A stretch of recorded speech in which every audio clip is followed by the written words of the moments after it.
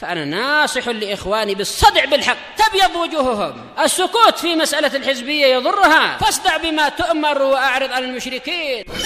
سلامي على دماج ورجالها والشيخ يحيى ودار العلم يا سعد بانيها. بسم الله الرحمن الرحيم. الحمد لله حمدا كثيرا طيبا مباركا فيه كما يحب ربنا ويرضاه. أشهد أن لا إله إلا الله وحده لا شريك له، وأشهد أن محمدا عبده ورسوله صلى الله عليه وعلى آله وأصحابه ومن تبعهم بإحسان إلى يوم الدين. Amma ba'd. Pertemuan yang lalu kita mengambil poin yang ke-16 dari sunnah-sunnah dalam salat. Apa itu dzikri?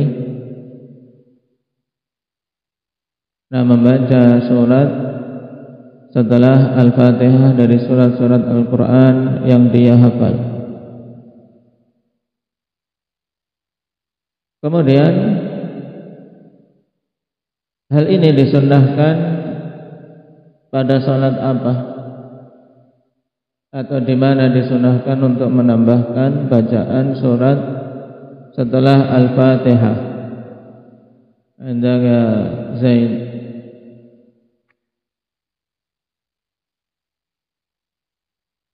Pada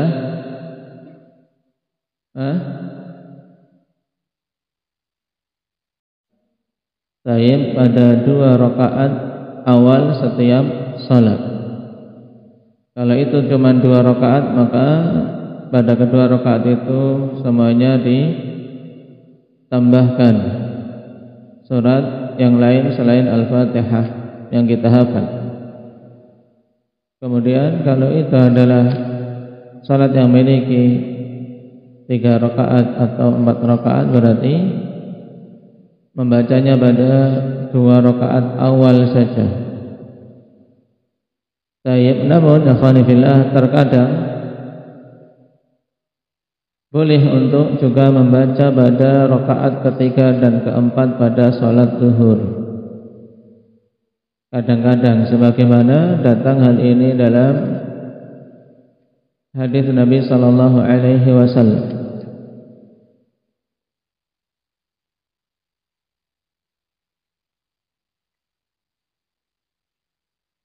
Di mana Nabi sallallahu alaihi wasallam selain pada rakaat pertama dan kedua, juga pada rakaat ketiga dan keempat membaca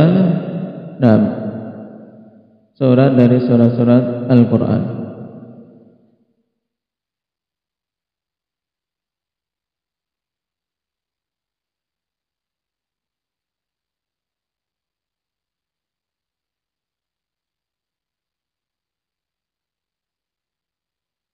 Adapun tentang apa yang dibaca,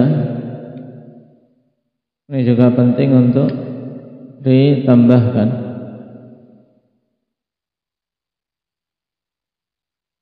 Pada salat sunnah, maka itu hukum asalnya bebas. Orang untuk memperpanjang sesuai dengan apa yang diinginkan itu bebas, terutama pada qiyamul lail dan pada salat-salat sunnah duha ataupun salat-salat mutlak, kecuali beberapa salat sunnah yang datang dari Nabi sallallahu alaihi wasallam penetapan bacaannya. Seperti apa yang datang penetapan bacaannya? Indaka Khuzaimah, salat sunnah qabliyah subuh yang dibaca apa? Al-Kafirun dan Al-Ikhlas. Juga ada riwayat yang lain apa yang dibaca akbar?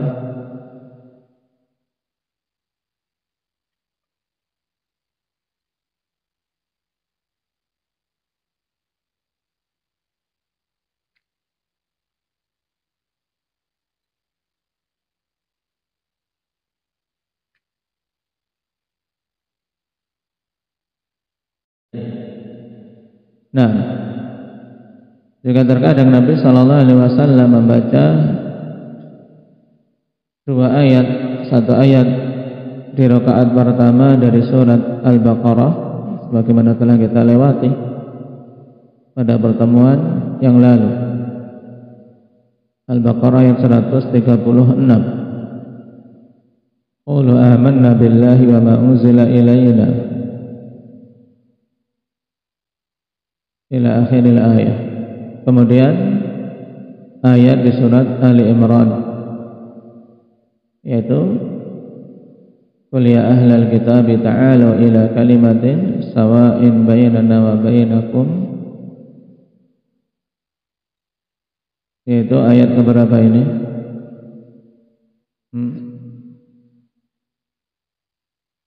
64. Ayat Al-Baqarah ayat 64. Ayat apa? Ali Imran ayat 64. Baik.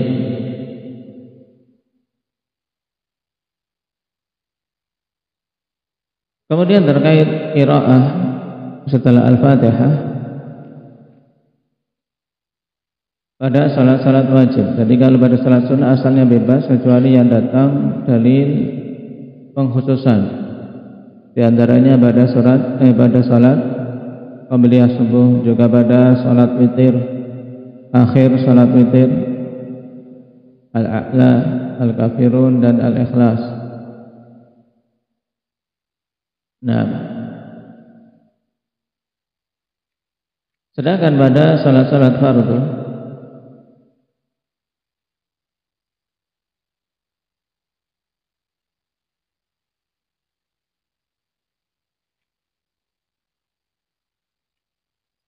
telah datang beberapa hadis yang mengabarkan bagaimana qiraah Nabi sallallahu alaihi wasallam.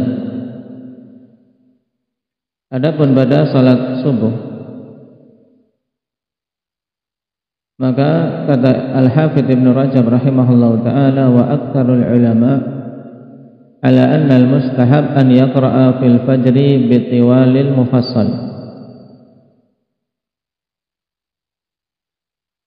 Mayoritas para ulama menyatakan bahwa yang disunnahkan untuk membaca pada salat fajar dengan tiwalul mufassal.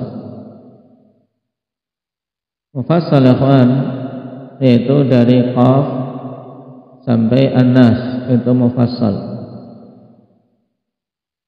Yang mufassal ini dibagi menjadi 3, tiwalul mufassal, awsatul mufassal, dan qisarul mufassal. Nah, tiwalul mufassal ini disunahkan sebagai apa? Sebagai bacaan setelah Al-Fatihah pada salat subuh. Berarti tiwalul mufassal itu dari Qaf sampai apa? Al-Mursalat. Dari Qaf sampai Al-Mursalat.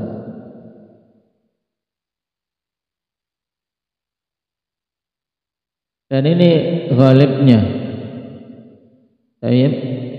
mayoritasnya demikian untuk Nabi SAW memperpanjang pada salat subuh. Cuman kadang-kadang juga Nabi SAW membaca dengan bacaan yang pendek.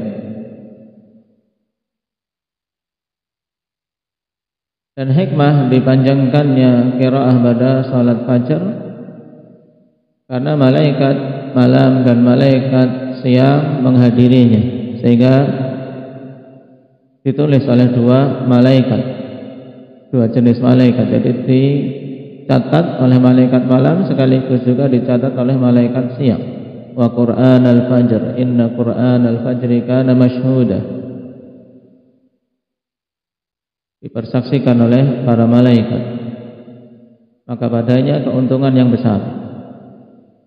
Demikian pula pada waktu tersebut banyak manusia lalai dengan tidurnya, sehingga butuh untuk memperpanjang agar apa? Agar yang baru bangun bisa mengejar atau tidak terluputkan. Kalau sudah 2 rakaat baru bangun tidur, kemudian bacanya Al-Falaq dan An-Nas terus, akan ketinggalan terus.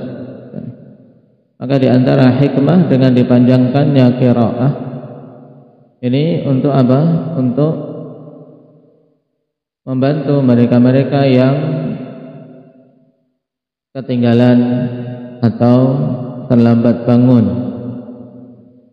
sehingga bisa mendapatkan rakaat.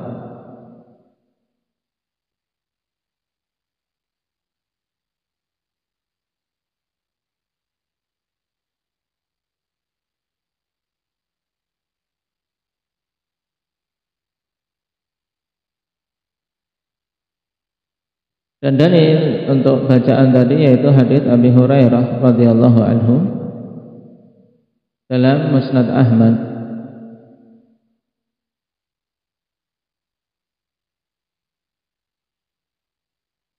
Beliau mengatakan, "Ma shallaitu wara'a ahadin ashbaha salatan bi Rasulillah sallallahu alaihi wasallam min fulan." Kata Abu Hurairah, aku tidak salat di belakang seorang pun yang sangat cocok dengan salatnya Rasulullah sallallahu alaihi wasallam daripada si fulan. Kemudian Sulaiman bin Yasar mengatakan, kana yutilu rak'atainil ulayaini minadh dhuhri wa yukhaffiful ukhrayain. Adalah dulu Nabi sallallahu alaihi wasallam memperpanjang 2 rakaat yang awal dari salat zuhur. Wa yukhaffiful ukhrayain, dan meringankan 2 rakaat yang akhir dari salat zuhur. Ini salat zuhur, jadi rakaat pertama kedua dipanjangkan. Kemudian rakaat ketiga keempat diringankan. Kemudian untuk salat asar, wa yukhaffiful asra, dan beliau memperingan salat asar. Kenapa diungkapkan seperti ini? Karena kan tidak didengar bacaannya, cuma memperkirakannya saja. Berarti antara zuhur dan asar lebih lama penunaian mana? Salat zuhur. Kemudian wa yaqra'u fil maghribi bi qisaril mufassal. Dan Nabi sallallahu alaihi wasallam membaca pada salat maghrib dengan qisarul mufassal. Wa yaqra'u fil isya'i bi wasatil mufassal, dan membaca pada salat isya dengan pertengahan mufassal. Wa yaqra'u fi subhi bi tiwalil mufassal, dan membaca di salat subuh dengan tiwalul mufassal. Ini hadis Abi Hurairah dalam Musnad Ahmad dan dimasukkan oleh Syekh Muqbil dalam Al-Jami' As-Sahih.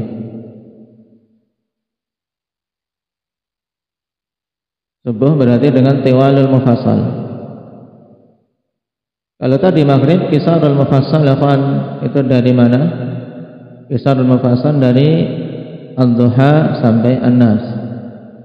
Pada salat Isya dengan wasatul mufassal, itu berarti dari Amma sampai Al-Lail.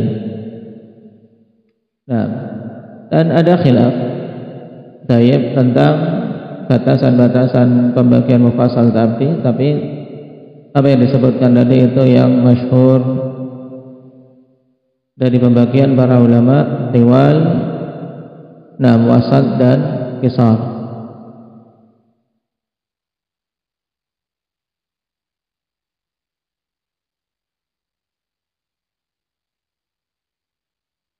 Dan ini yang dirisikan oleh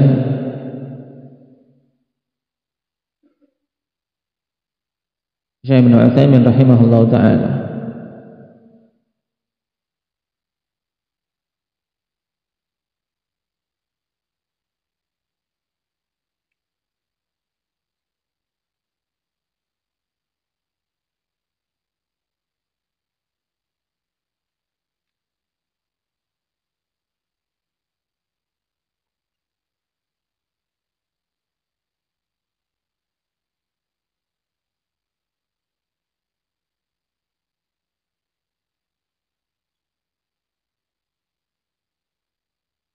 Dan di antara kondisi yang kadang-kadang di mana Nabi sallallahu alaihi wasallam pada salat subuh memperingan,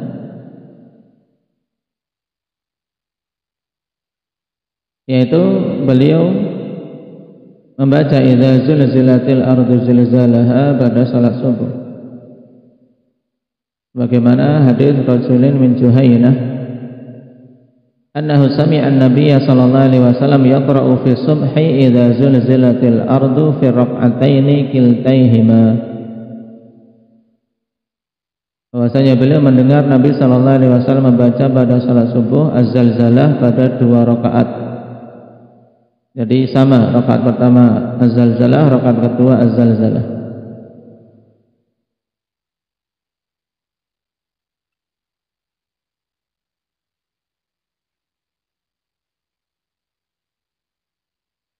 Demikian pula dalam hadits Uqbah bin Amir, kuntu aqudu bi Rasulillah sallallahu alaihi wasallam naqatahu fis safar faqala li ya Uqbah alau allimuka khaira surataini quri'ata. Wahai Uqbah, maukah engkau aku ajari sebaik-baik dari 2 surat yang dibaca? Fa'allamani qul a'udzu birabbil falaq wa qul a'udzu birabbin nas. Naam. 2 surat ini. Naam. Kemudian kata beliau, falamma nazala li salati subhi shalla bihima salata subhi linnas. Naam. Maka ketika turun untuk salat subuh, maka beliau salat dengan keduanya mengimami manusia. Baik. Jadi kalau kita perhatikan pada kondisi safar memang apa? Takhfif, memberingan. Baik. Di antara yang dibaca pada salat subuh Al-Falaq dan An-Nas.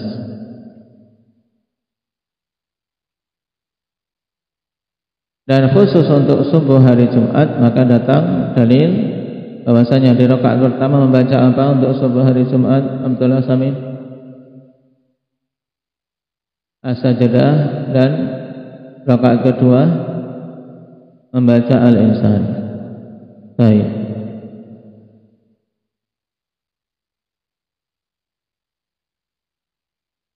Kemudian untuk salat zuhur,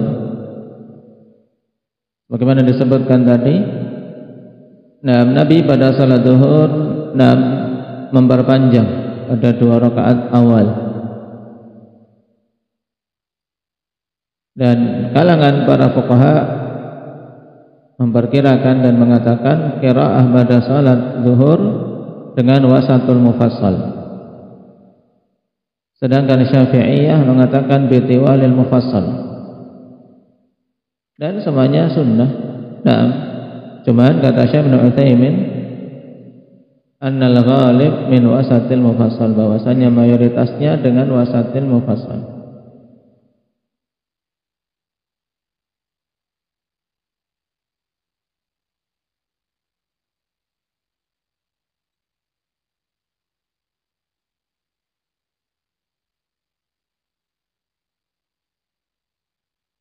Di antara dalil yang menunjukkan hal ini hadis Jabir bin Samurah, anna Rasulullah sallallahu alaihi wasallam kana yaqra'u fi adh-dhuhri wal 'asri bis sama'i dzatil buruj was sama'i wat tariq wa shibhiha.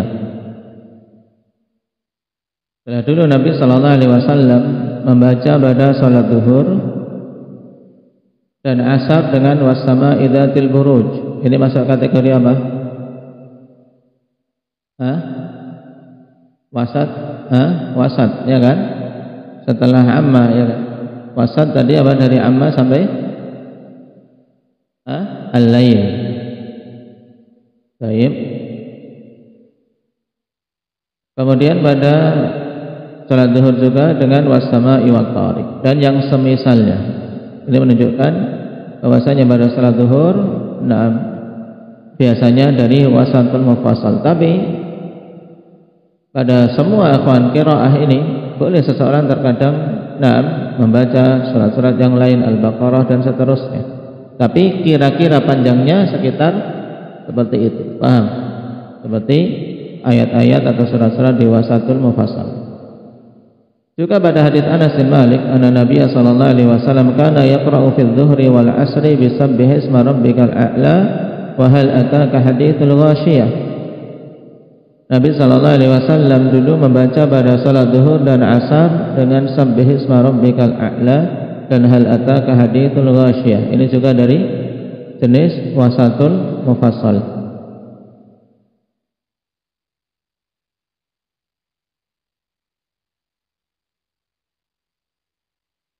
Nah,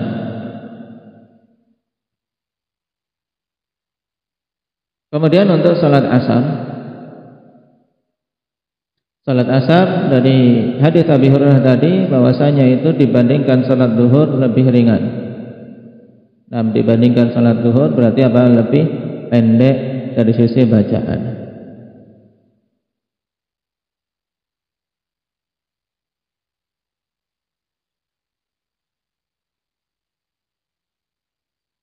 Dan dari sisi pendek terkadang hampir sama, kawan. Makanya dalam hadits Jabir bin Samurah, kana Nabi sallallahu alaihi wasallam yaqra'u fi dhuhri fi wal laili idza yaghsha wa fil asri nahwa dzalik. Wa fi subhi atwal min dzalik. Nabi sallallahu alaihi wasallam dulu membaca pada salat zuhur wal laili idza yaghsha dan pada salat asar semisal itu. Naam, dan pada salat subuh lebih panjang dari itu. Nah, juga disebutkan dalam hadis Jabir bin Samurah yang lain, rawahu Abu Dawud, kana yaqra'u fi dhuhri wal 'asri bis sama'i wat tariq was sama'i dzatil buruj. Seperti tadi. Berarti intinya hampir sama, ikhwan, dekat. Walaupun dari sisi lebih ringan, maka salat asar lebih ringan dibandingkan salat maghrib. Salat apa? Dibandingkan salat apa? Arif. Salat asar lebih ringan dibandingkan salat apa? Salat duhur. Ngantuk malah, baik, dibandingkan salat duhur.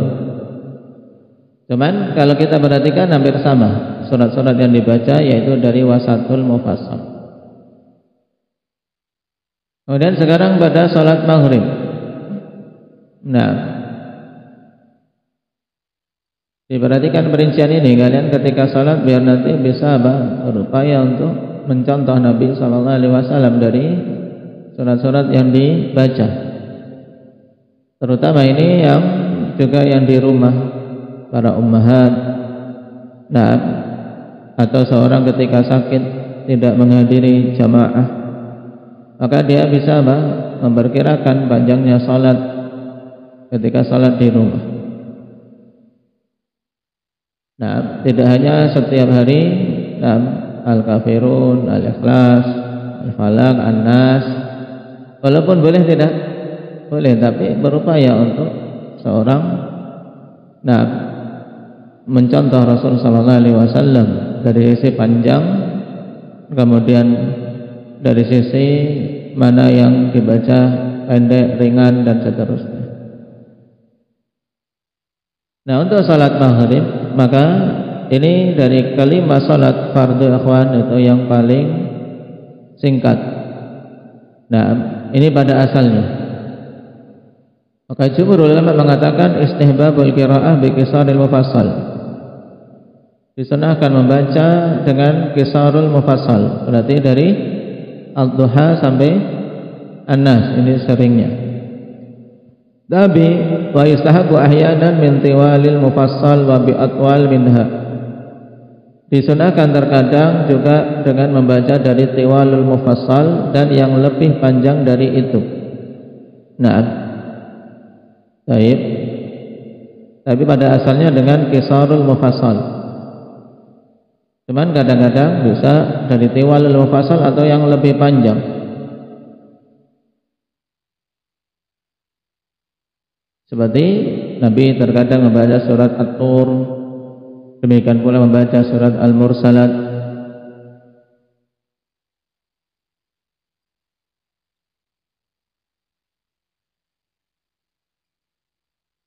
Dan ketika ingin membaca dengan selain itu akhwan dari ayat-ayat Al-Quran, maka diupayakan dari sisi panjang hampir sama dengan apa? Dengan qisar mufassal. Misalnya satu muka dibagi dua, misalnya ingin mengambil dari Al-Baqarah atau dari Ali Imran, maka yang diperhatikan dari sisi apa? Dari sisi panjangnya. Misalnya satu halaman dibagi dua. Nah, itu kan masih seperti pada qisarul mufassal.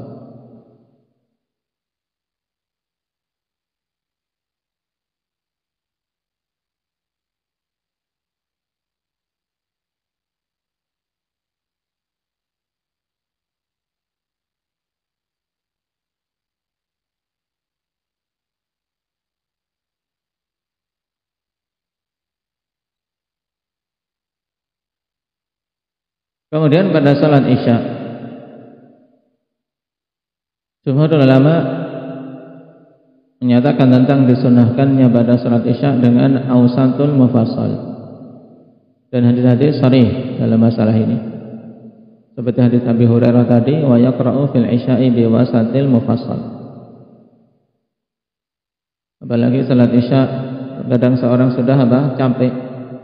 Nah, maka ketika Mu'adz mengimami manusia dengan Al-Baqarah, kemudian ada seseorang yang keluar dari jamaah karena siangnya sudah bekerja berat, kemudian dilaporkanlah kejadian itu kepada Nabi sallallahu alaihi wasallam. Rasulullah sallallahu alaihi wasallam marah, "Ya Mu'adz, afattanun anta?"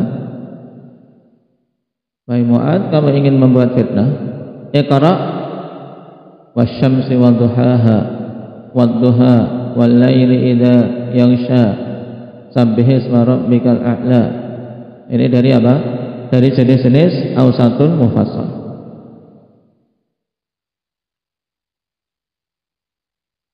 Demikian pula dalam hadis Abi Hurairah di mana beliau membaca idza sama'un syaqqat. Nah, dan juga terkadang mengambil dari Qisarul Mufassal bahkan, yaitu pada hadis Al-Bara' bin Azib, anna Nabi sallallahu alaihi wasallam kana fi safar fa qara'a fil isya fi ihda rak'atain bit-tin wa zaitun. Nah, membaca al-tin wa zaitun ini pada salat Isya. Nah, dan ditawajjah oleh para ulama, di antaranya Al-Hafidz Ibnu Hajar, wa innama qara'a fil isya bi qisaril mufassal liqaulihi kana musafiran wa safaru yatlabu fihi takhfif. Hanyalah Nabi sallallahu alaihi wasallam membaca pada salat Isya dengan qisarul mufassal karena apa? Beliau safar, dan safar itu dituntut untuk memperingan. Demikian pula ketika mendapati jamaah sudah kelihatan loyo, capek, untuk memilih yang ringan itu juga bentuk hikmah.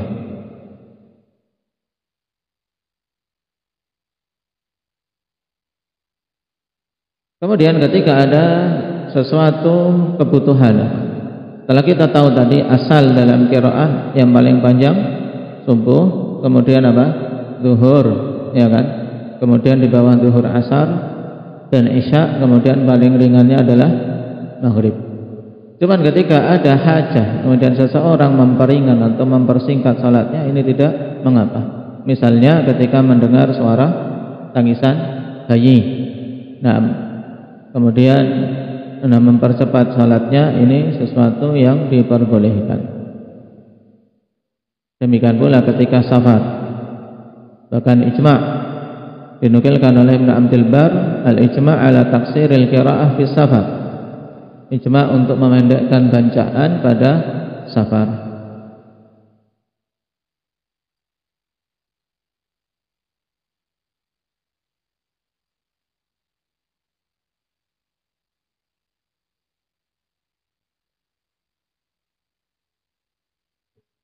Baik, ini untuk poin yang ke-16 ditambahkan. Kemudian tsumma qala Syekh Abdul Aziz rahimahullahu taala ma'a mura'ati baqiyati ma warada min as-sunani fi sholati siwa ma dzakarna. Nah, kemudian Syekh bin Baz setelah menyebutkan 16 poin tadi disertai dengan perhatian terhadap sunnah-sunnah yang lain yang tersisa yang datang dari sunnah-sunnah salat, ya, yang datang di dalam hadis-hadis tentang sunnah-sunnah salat selain yang kami sebutkan. Maksudnya apa, kawan? Karena Syekh bin Baz tidak menyebutkan keseluruhan. Ya, beliau tidak menyebutkan keseluruhan dari sunnah-sunnah salat. Beliau menyebutkan di antara yang pokok-pokok. Makanya beliau katakan di akhir, yaitu tetap disertai dengan perhatian terhadap sunnah-sunnah salat yang lain selain yang kami sebutkan. Amin dzalika di antaranya mazada ala qaulil musalli rabbana walakal hamd. Di antara sunnah tersebut yaitu bacaan tambahan atas perkataan orang yang salat rabbana walakal hamdu. Telah kita lewati, Indak ya Raihan. Apa bacaan tambahannya? Surah. Baik. Nah, itu bacaan dimungkinkan apa? Nah, tambahan apa? Atas Rabbana walakal hamdu mil'us samawati wa mil'ul ardi wa mil'u ma syi'ta min syai'in ba'd ahla thana'i wal majd ahqqu ma qala al-'abdu wa kulluna laka 'abdun Allahumma la mani'a lima a'taita wa la mu'tiya lima mana'ta wa la yanfa'u dzal jaddi minkal jadd. Adapun untuk mil'u dan mil'ah ini beberapa qiraah tidak masalah. Kemudian wama bainahuma pada sebagian riwayat juga tidak ada wama bainahuma, tidak mengapa. Kemudian ba'da raf'i minar ruku' fi haqqil imami wal ma'mumi wal munfarid fa innahu sunnah, ya. Kelebihan pada Rabbana walakal hamdu setelah bangkit dari ruku' pada hak imam, makmum dan munfarid itu sunnah. Asy-Syaikh yarhamuhullahu karara hadhihi al-ibarah faqad awradaha fil ibarah raqmil khamis lakinnahu zada huna fi haqqil imami wal ma'mumi wal munfarid. Jadi ini pengulangan, telah kita lewati dulu dalam pembahasan apa? I'tidal dan sunnahnya ketika i'tidal. Nah, saya sebutkan pada sunnah nomor 5. Anda bisa perhatikan, yaitu bacaan tambahan atas Rabbana walakal hamdu, dan di situ lafadznya juga disebutkan oleh Syekh. Cuman di sini beliau menyebutkan tambahan yaitu pada hak imam, makmum dan munfarid. Beliau sebutkan di sini wa dzakarna hadza mufassala. Walidzalika la tujadu hadhihi al-ibarah fi an-nusakhil qadimati min risalatid durusil muhimmah. Nah, dan kami sebutkan di sini secara terperinci. Oleh karena itulah tidak didapati ibarat ini pada naskah-naskah yang dulu dari risalah durus muhimmah. Ya, untuk tambahan ini tsumma qala ma'a mu'ra'ati baqiyati, ini pada naskah durusul muhimmah yang dulu tidak ada. Kenapa? Sebenarnya sudah disebutkan pada nomor 5. Cuma di sini ada tambahan, intinya adalah disunnahkan pada hak imam, makmum dan munfarid. Wa qauluhu rahimahullahu ta'ala wa min dzalika aidan wad'ul yadaini 'ala rukbataini mufarrijatai al-asabi' hina ruku'.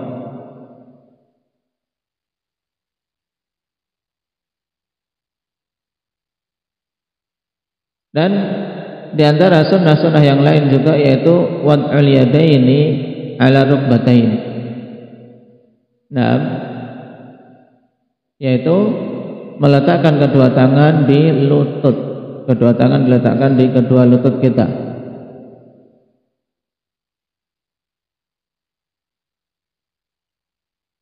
Mufarrijatil asabi, dalam keadaan kedua tangan tersebut merenggangkan apa? Asabi, jari jemarinya ketika ruku. Jadi jari jemarinya direnggangkan. Mencengkeram mudahnya. Yani anna hadza aidan min as-sunanil fi'liyah fi shalah. Ini juga termasuk sunnah-sunnah fi'liyah dalam salat. Wadzalika li hadits Uqbah bin Amr radhiyallahu anhu qala ala usalli lakum kama ra'aitu Rasulullah sallallahu alaihi wasallam yusalli. Nah, maukah aku salat untuk kalian sebagaimana aku melihat Rasulullah sallallahu alaihi wasallam salat? Faqulna bala, tentu. Faqama wa lamma raka'a wada'a rahataihi ala rukbatayhi. Nah, di sini syahidnya, kawan. Tatkala beliau ruku, beliau meletakkan rahataihi, rahatai aliyat. Ini bagian dalam telapak tangan. Nah, bagian yang lebar ini, telapak tangan ini. Nah, diletakkan di rukbatai, di lututnya. Nah, itu yang dijadikan di lutut. Wa ja'ala asabi'ahu min wara'i rukbatayhi, dan beliau jadikan apa? Jadikan jari jemarinya ke arah belakang apa? Belakang rukbah. Jadi ini. Tayyib, ini letakkan di lutut, kemudian jari jemarinya ke belakang. Nah, tayyib. jari jemarinya ke arah belakang apa? Lutut. Tsumma qala hakadha ra'aitu Rasulullah sallallahu alaihi wasallam yusalli wa hakadha yusalli bina. Demikianlah aku melihat Rasulullah sallallahu alaihi wasallam salat dan demikianlah beliau salat mengimami kami. Dan telah kita lewati 5 sunnah kalau dirinci ketika apa? Ketika seorang ruku', maka diingat-ingat. Baik, sebagaimana juga kita tambahkan dulu 5 sunnah ketika sujud. Jadi selesai kita dari sunnah-sunnah salat dan wajibat yang belum imtihan itu kan? Ya, wajibat belum? Kewajiban salat sudah belum? Belum. Berarti besok, nah pas ini besok saya mau tinggal pergi. Berarti untuk hari Selasa imtihan, nah dari apa? Wajibatus shalah dari Darsus Tamin halaman 163 sampai sunnah-sunnah salat. Baik, itu dipersiapkan. Barakallahu fiikum, naktahi bihadza walhamdulillahi rabbil alamin.